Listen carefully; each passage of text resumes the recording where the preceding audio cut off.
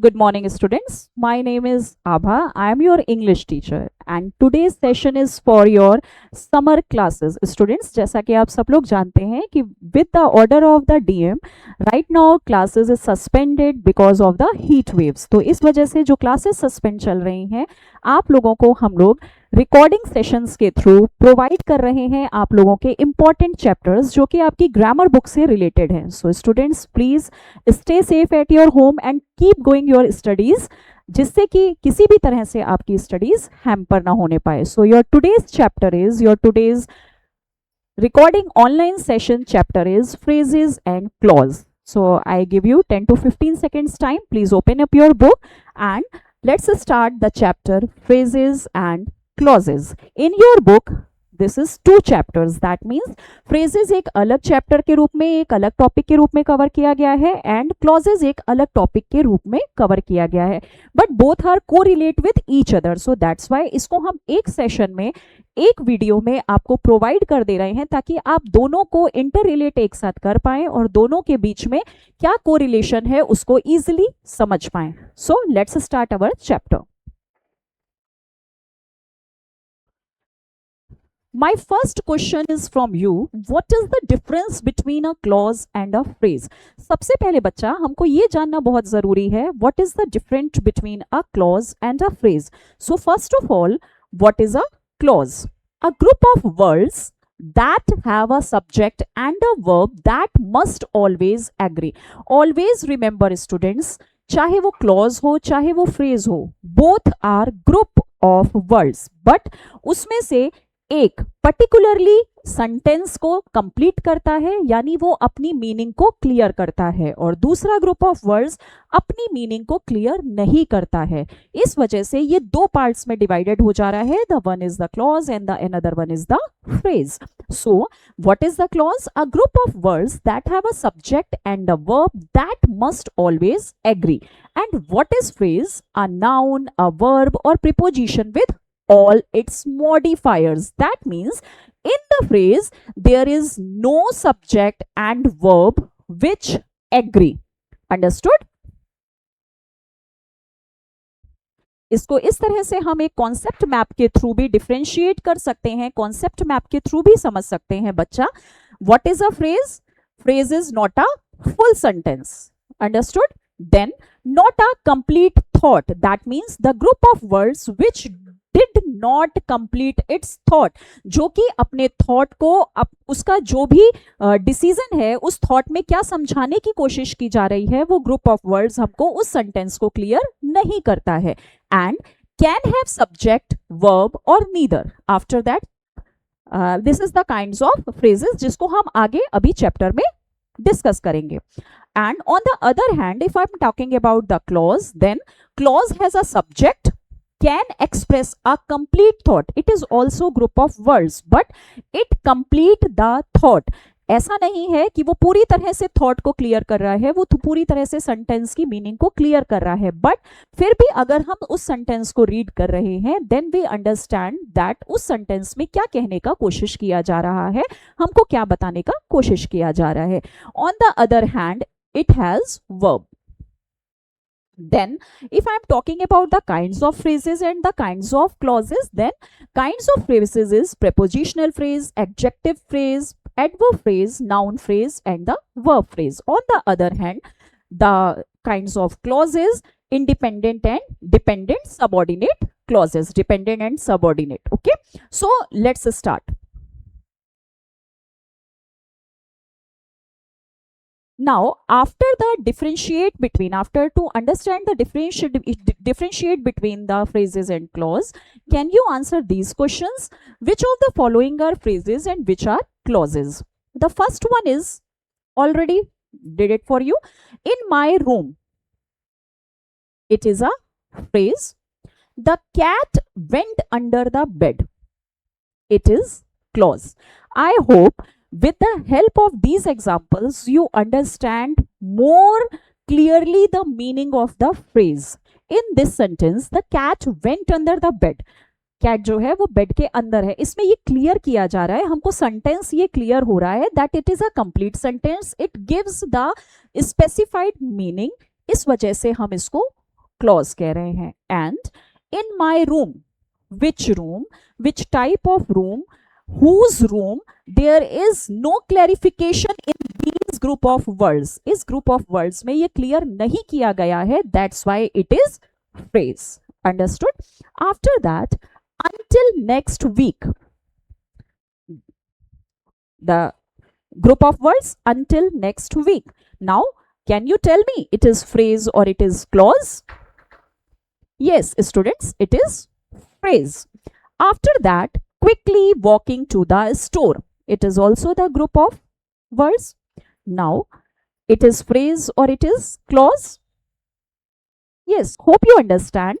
It is clause because ये कम से कम ये जो group of words है ये हमको ये clear कर रहा है कि quickly walking to the store, store की तरफ वो जल्दी जल्दी वॉक कर रहा है. ये सेंटेंस भी क्लियर पूरी तरह से अपने मीनिंग को नहीं कर रहा है.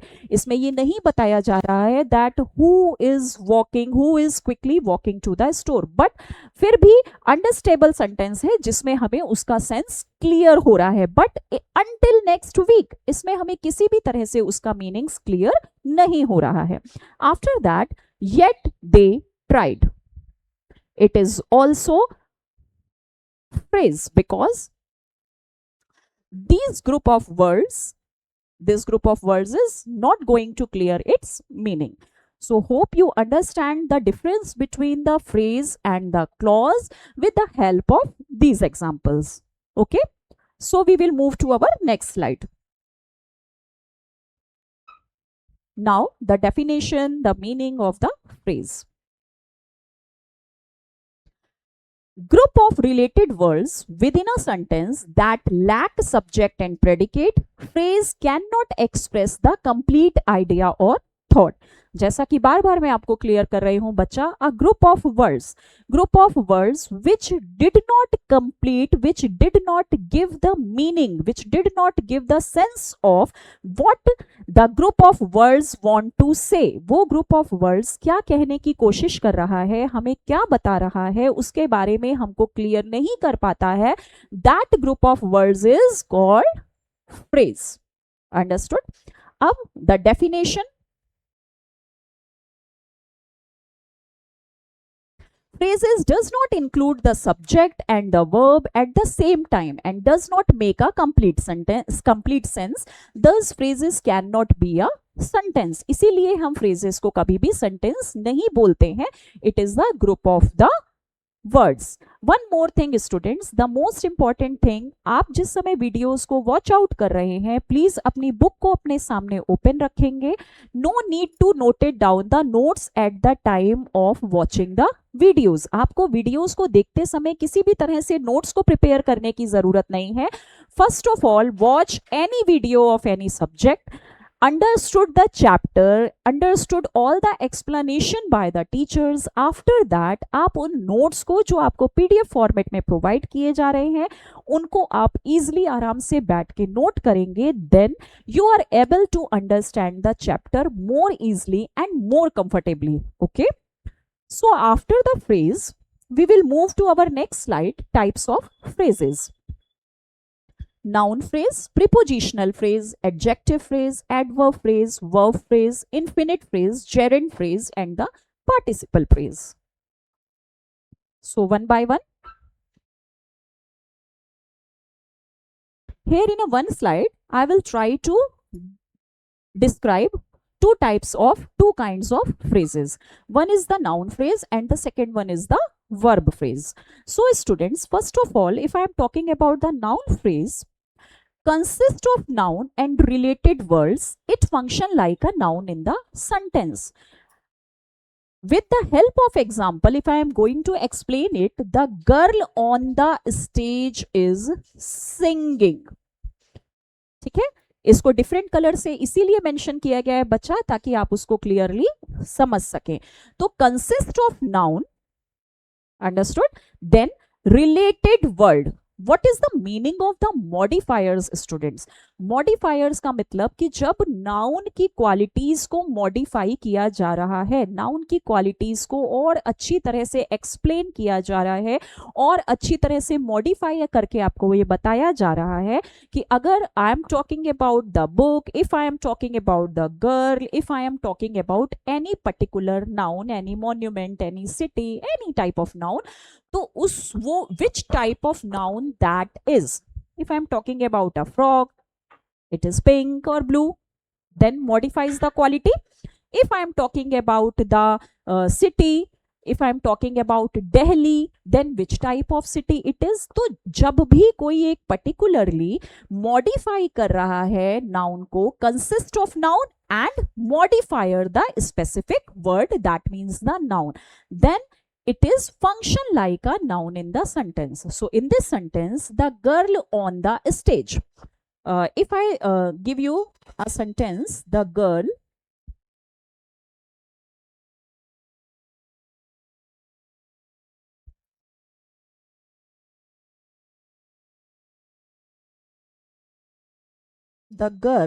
is singing, and the girl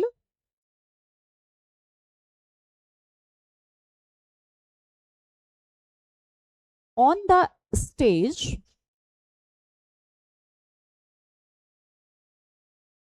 is singing. What is the difference between both the sentences? The girl is singing, लड़की गा रही है, but the girl on the stage is singing. तो नाउन को मॉडिफाई किया जा रहा है with the help of some group of words. That why it is the noun phrase. Hope you understand. After that we will move forward to the verb phrase. Then what is the verb phrase, students? Combination of main verb and its auxiliaries, that means helping verb in the sentence.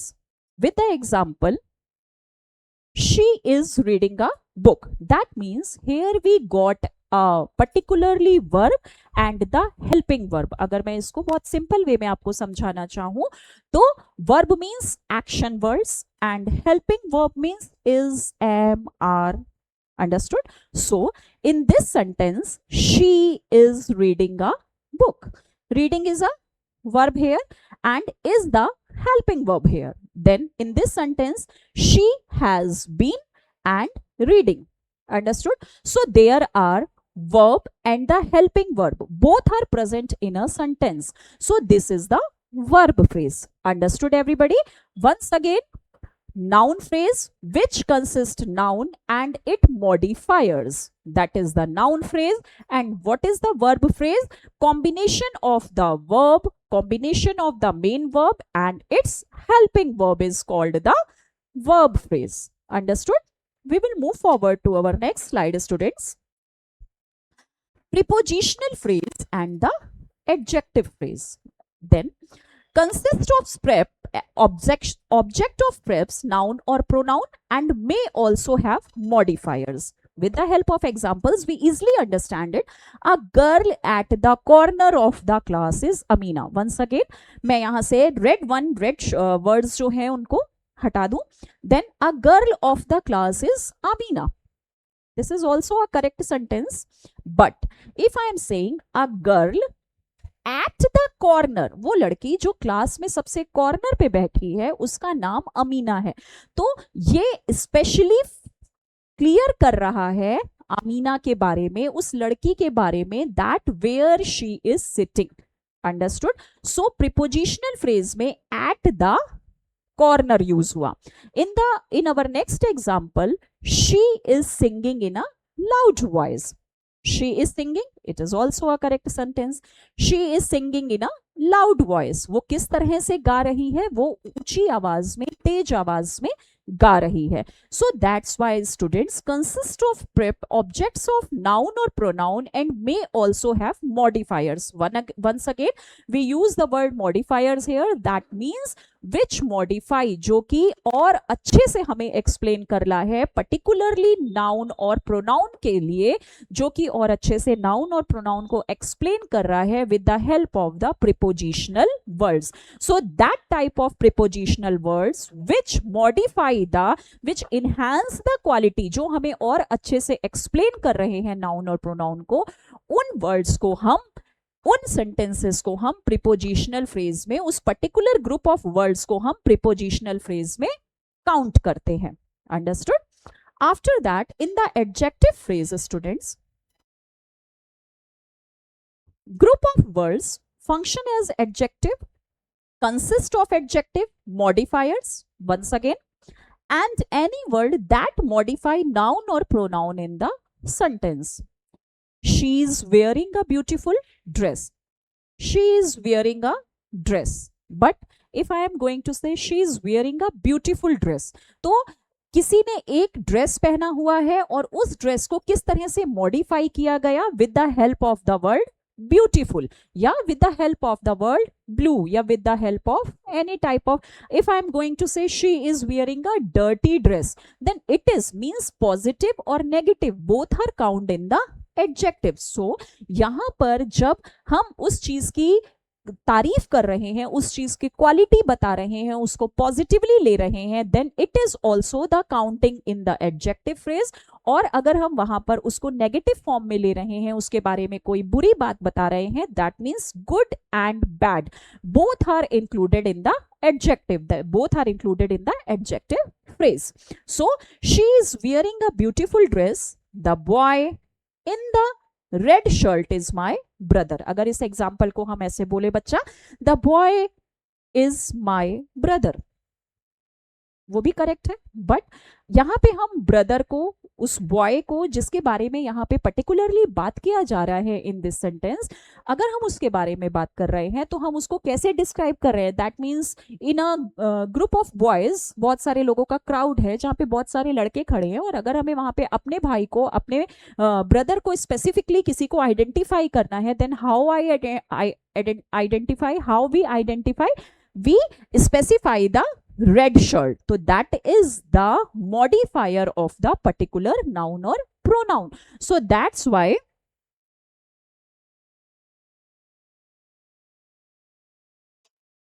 students, that why the word beautiful dress, the word the red shirt, these are counted in the adjective phrases. Understood? In our next slide students, adverb phrase and the infinitive phrase. So first of all, adverb phrase. Group of words function as adverb, consist of adverb and other words. That means preposition, verb, noun or modifier. Once again, with the help of example, because it is little bit easy to understand with the help of the examples. So she always talk in a good way. She always talk, वो हमेशा बोलता है, हमेशा बात करता है, but how, in a good manner और इन a bad manner. तो जब अच्छी तरह से बात कर रहा है, दैट इज द पॉजिटिव, बुरी तरह से बात कर रहा है, that is the negative. But both are the quality, both are the modifiers of the noun और the pronoun. So that's why in a good way here in this sentence, in a good way is adverb phrase. In the second one, she was shouting, वो चिल्ला रहा है, कैसे? इन अ loud voice. Obviously, when someone is shouting, then in a loud voice. So she was shouting in a loud voice. So these group of words is called adverb phrase. Okay.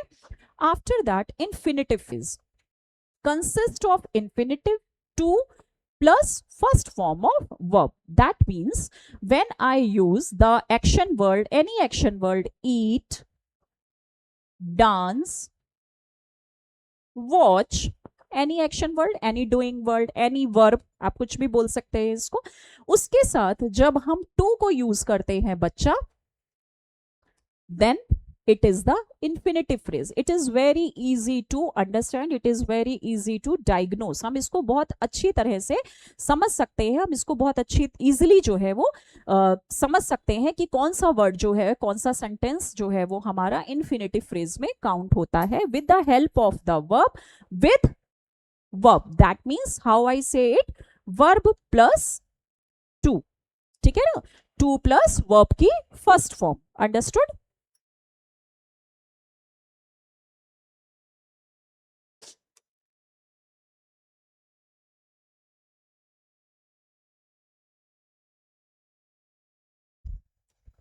So with the help of the example student, she likes to eat chocolate.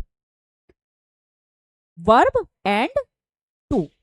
First form of the verb and to. In the second sentence, they made a plan to throw a party. Throw and to. That means to plus verb की first form को हम always count करते हैं infinitive phrase में. After that, in our next slide, students, gerund phrase and the participle phrase consist of gerund, that means verb plus ing. First वाले में हमने क्या समझा बच्चा, इन्फिनेटिव टू प्लस वर्ब की first form.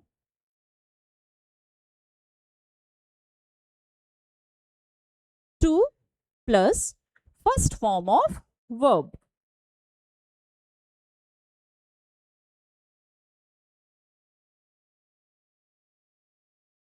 And in our next gerund phrase,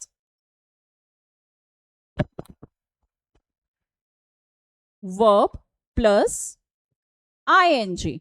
That means if I said to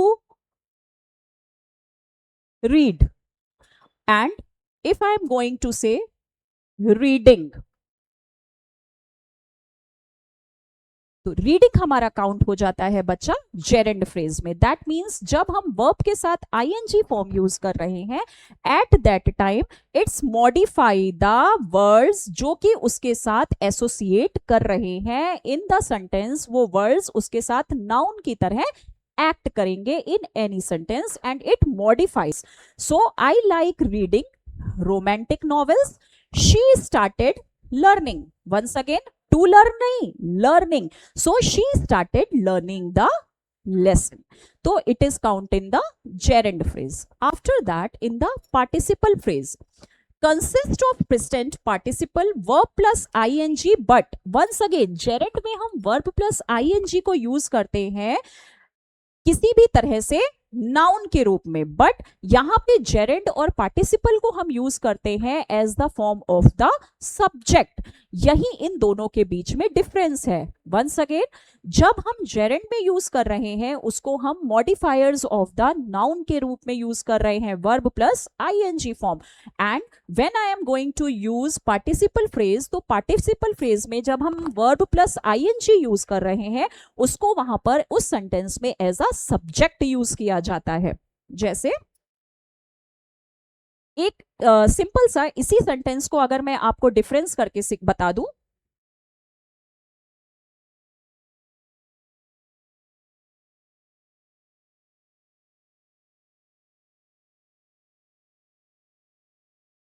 I like reading novels and the boy begging the money is poor. The book written by Ali is very interesting. सबसे पहले हम लोग इसकी definition को समझ लेते हैं एक बार. Consist of presence participle verb plus ING and past participle, that means verb plus ED and modifiers associated to it. It is separated by comma and act as adjectives.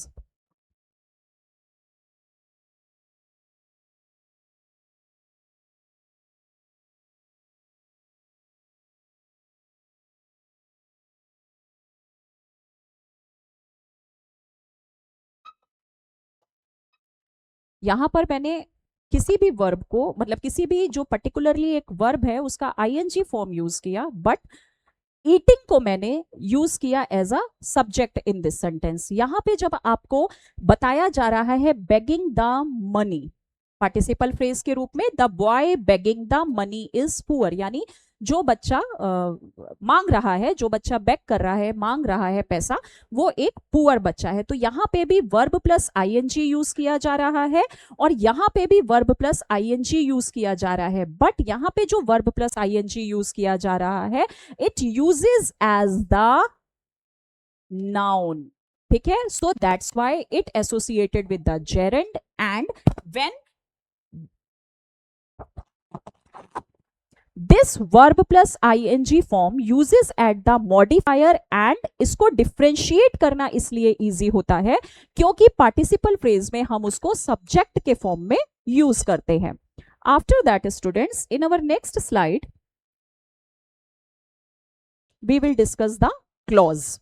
So in the clause, जैसा कि starting में हम लोग ने पढ़ा था, group of related words with in a sentence और itself an independent sentence containing subject and the predicate verb both. Thus it can express complete thought and idea. कोई भी ग्रुप ऑफ वर्ड्स जब उसमें subject, predicate या verb इसमें से कुछ भी मौजूद होता है, इसमें से कुछ भी वहां पर कंटेन होता है और वो अपने आइडियाज को, अपने थॉट्स को, यानी वो सेंटेंस हमको क्या समझाने की कोशिश कर रहा है, क्या एक्सप्लेन करने की कोशिश कर रहा है, वो क्लियर होता है, एक्सप्रेस कर लेता है कंप्लीटली अपने थॉट और आइडिया को, then it is the clause. Types of clauses: main clause, subordinate clause, पहले दो parts. After that noun clause, adjective clause and the adverb clause. So what is the independent clause? यहां मैंने बताया ना, main clause और subordinate clause. तो main clause means independent clause, subordinate clause means dependent clause. तो please don't confuse, अगर दो तरह के वर्ड्स का यूज हो रहा है, चाहे वो वीडियो में चाहे आपकी बुक में, तो main clause means independent, okay, and subordinate means dependent. पहले हम लोग इन्हीं की मीनिंग को क्लियर करते हैं. सो what is the independent clause? A group of words that contain a subject and a verb. It express a complete thought. उसमें एक सब्जेक्ट भी है और एक वर्ब भी है. मैंने फर्स्ट ही जब क्लॉज स्टार्ट किया स्टूडेंट्स, तब आपको ये बताया सब्जेक्ट, प्रेडिकेट एंड वर्ब, इनमें से उसमें चीज मौजूद, ये तीनों चीजें उसमें मौजूद होंगी और वो अपनी फीलिंग्स को, अपनी थॉट्स को अच्छी तरह से वो पर्टिकुलर सेंटेंस एक्सप्रेस कर रहा होगा. So it expresses a complete thought. It can stand alone as a sentence. The meaning of this sentence is it can stand alone as a sentence means, once again, it expresses its thought. What we want to say in the thought, it is understandable to anyone else. हम अपने sentence में क्या समझाने की कोशिश कर रहे हैं, ये जिसको भी हम सेंटेंस डिलीवर कर रहे हैं उसको इजिली समझ में आ जाना चाहिए. Then it can also be called the main clause. After that, the definition of an independent clause is basically the same as the definition of a sentence. Then examples of independent clause: we ate at Pizza Hut. यहां पे आपका बच्चे subject भी है, verb भी है and predicate भी है.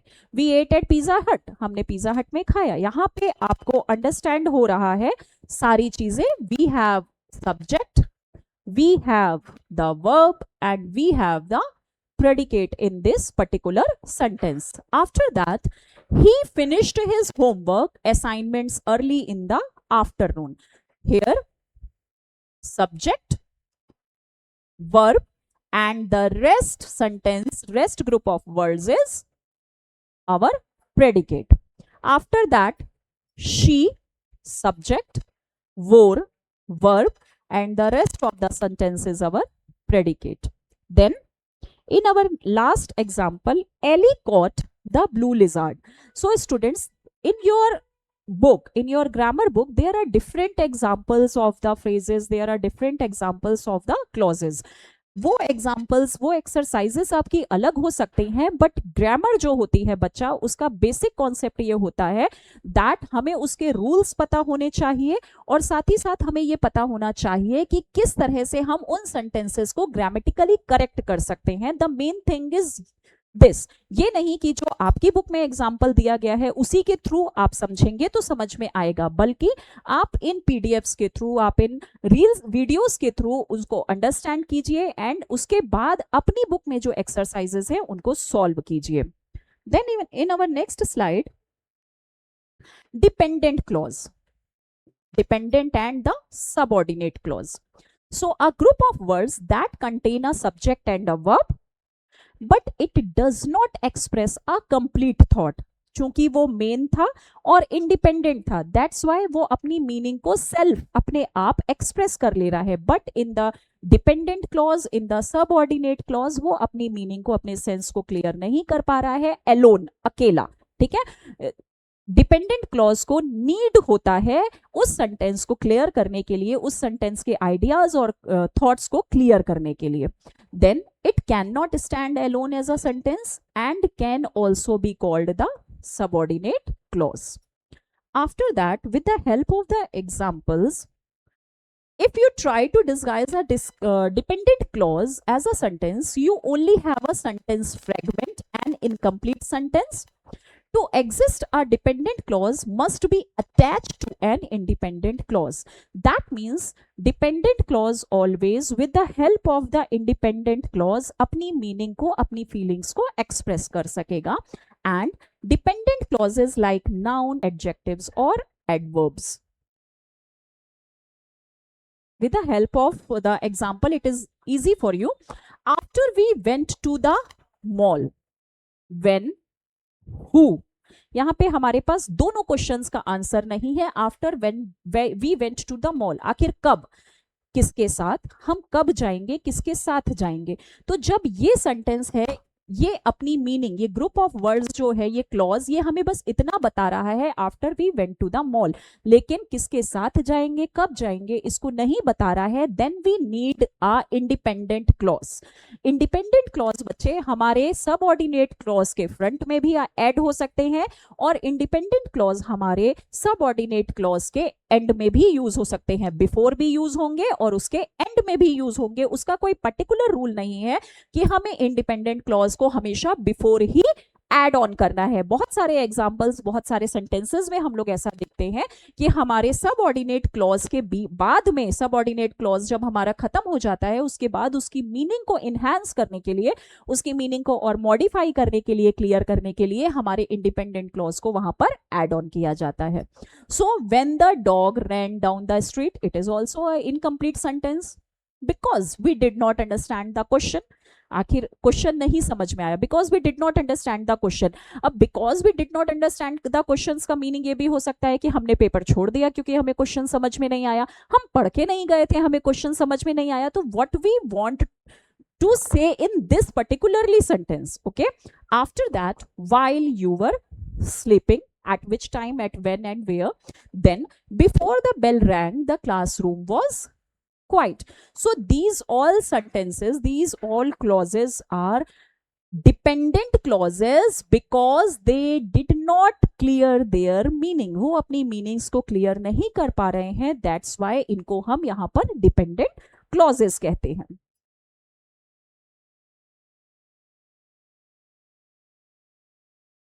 So students, in this video, एक बार हम रिकॉल कर लेते हैं कि हमने सबसे पहले क्या समझना शुरू किया, फ्रेजेस इन क्लॉज। जैसा कि at the beginning of the video मैंने आपको ये बात बोल दिया था कि फ्रेजेस एंड क्लॉज आपकी बुक में both are different chapter, but इसको यहाँ पे को रिलेट करके एक चैप्टर इसलिए बना दिया गया है ताकि आप एक ही वीडियो से उसको क्लियर कर सके और दोनों के बीच में क्या डिफरेंस है और क्या को रिलेशन है उसको इजिली understand कर सके। because in your examination paper some exercises are this type you get that differentiate between the phrases and clause and identify the differences between the phrases and clause.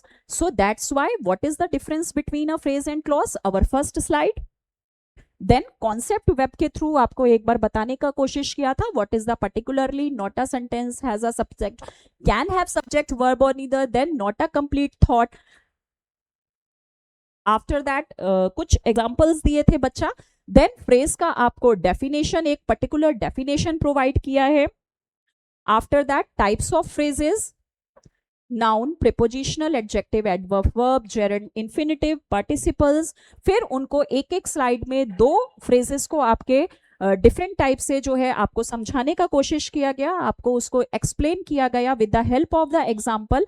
और मैं बार बार एक ही बात बोल रही हूं कि grammar with the help of examples हमको easily समझ में आता है। After that students, prepositional phrase, adjective phrase, adverb phrase, infinitive phrase, then gerund and the participle, and after that we will move our clauses. clause के बारे में हमने बताया कि जो भी particularly sentence group of words अपने ideas को और thoughts को clearly express कर लेते हैं, अपने emotions को clearly सामने वाले को समझा लेते हैं, what they want in that particular subject, that is the clause. और आप उसके बाद dependent clause और independent clause. Okay, so hope students you all understand it. अगर आपको एक बार देखने के बाद इसको नहीं समझ में आता, देन प्लीज इसको एक बार फिर से वॉच आउट कीजिएगा। और इस वीडियो को देख लेने के बाद आपको आपके व्हाट्सएप ग्रुप पे, आपको आपके स्कूल ऐप के थ्रू जितनी भी एक्सरसाइजेस आपकी बुक में हैं उनको प्रोवाइड कर दिया जाएगा। Please fill it in your book, take rest students. हम बार बार ये बोल रहे हैं कि इस तरह से वीडियोस के थ्रू आपको पढ़ाने का सिर्फ इतना ही मोटिव है कि आप घर पर रहकर स्टडी करें, और जब आप वापस स्कूल लौट के आए तो किसी भी तरह से आपकी स्टडीज हैम्पर ना हुई हो। इन चैप्टर्स को फिर से रिकॉल बेसिस पे, रिवाइज्ड बेसिस पे हम लोग आपके क्लासेस में आपको एक्सप्लेन कर लेंगे। So students, stay safe, stay healthy, good day.